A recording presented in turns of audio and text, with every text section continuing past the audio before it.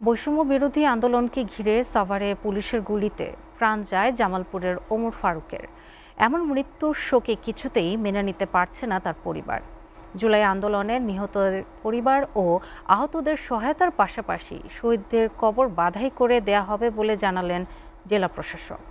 জামালপুর থেকে ফজলে এলাহি মাকামের প্রতিবেদন।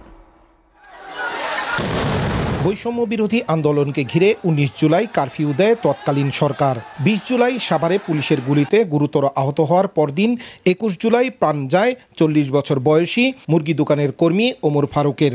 জামালপুর সদর উপজেলার শরীফপুর ঢেঙ্গারগড় গ্রামের সংসারে কিছুটা সচ্ছলতা ফেরাতে সাভারে কাজ নেয় সে। সাভারে পুলিশের ছোড়া গুলিতে ফারুক গুলিবিদ্ধ হয়। একটি হাসপাতালে নিলে পরদিন সে মারা যায়। পরিবারের আয়ের একমাত্র মানুষটিকে হারিয়ে অসহায় তার স্ত্রী। ১৯ জুলাই মাসের ২০ তারিখে ওখানে গুলিবিদ্ধ হন। ২১ তারিখে তিনি মারা যান, ২২ তারিখে দাফন হয়। মানে ওখানে আমরা ছিলাম না, মালিকে ছিল। আমরা পরে জানতে পারি যে আমার স্বামী ওখানে গুলিবিদ্ধ হয়েছে।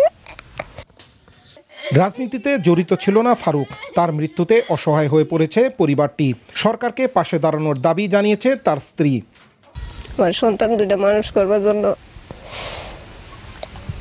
বড় হয়ে যেন আমার ছেলে একটা চাকরি বাকরি সরকারি করতে পারে। কব্বর বাড্ডা এখানে আস্থাটুক ভালো না। আমি স্বামীর কব্বর করে সবসময় যাইতে পারি না। আস্থাটা যেন আমার সরকারের কাছে আবেদন, সুন্দর করে কব্বর দেয়, আস্থাটুক জানিয়ে ফেটে দেয়। বাবা হারানোর কষ্ট আজও তার ছেলে মেয়েকে ব্যথিত করে। সেই সাথে জড়িতদের শাস্তির দাবি তাদের। আব্বুর সাথে প্রতিদিন আমি কথা বলতাম। শেষ কথা হয়েছিল তার আগের দিন রাত্রে। সব থেকে বেশি ভালোবাসা আমাকে হোটেলে উঠে খাওয়াতে নিয়ে যেত। দুটা ভালো বাচ্চা আছে, সরকার কিভাবে ভালো বাচ্চাগুলো মানুষ হবো, কিভাবে দেখবো, এটা আমরা সরকারের কাছে দায়িত্ব চাই। জুলাই আন্দোলনে নিহতদের পরিবার ও আহতদের নগদ টাকা সহায়তার পাশাপাশি শহীদদের কবর বাধাই করে দেওয়া হবে বলে জানালেন জেলা প্রশাসক। কিছু আর্থিক অনুদান সহ বিভিন্ন সামাজিক কার্যক্রম এবং অন্যান্য কার্যক্রম গ্রহণ করেছি। জেলা প্রশাসনের পক্ষ থেকে ৩,৬০,০০০ টাকার একটা আর্থিক অনুদান প্রদান করেছিলাম প্রথমবার। অতঃপর জেলা পরিষদের পক্ষ থেকে আরও ৩৭ লক্ষ টাকার আর্থিক অনুদান প্রদান করেছে আমরা শহীদ এবং আহতদের অনুকূলে। জামালপুরে জুলাই আন্দোলনে নিহত হয়েছে ১৭ জন, আহত হন শতাধিক জুলাই যোদ্ধা। ফজলে এলাহি মাকাম, এসএটিভি, জামালপুর।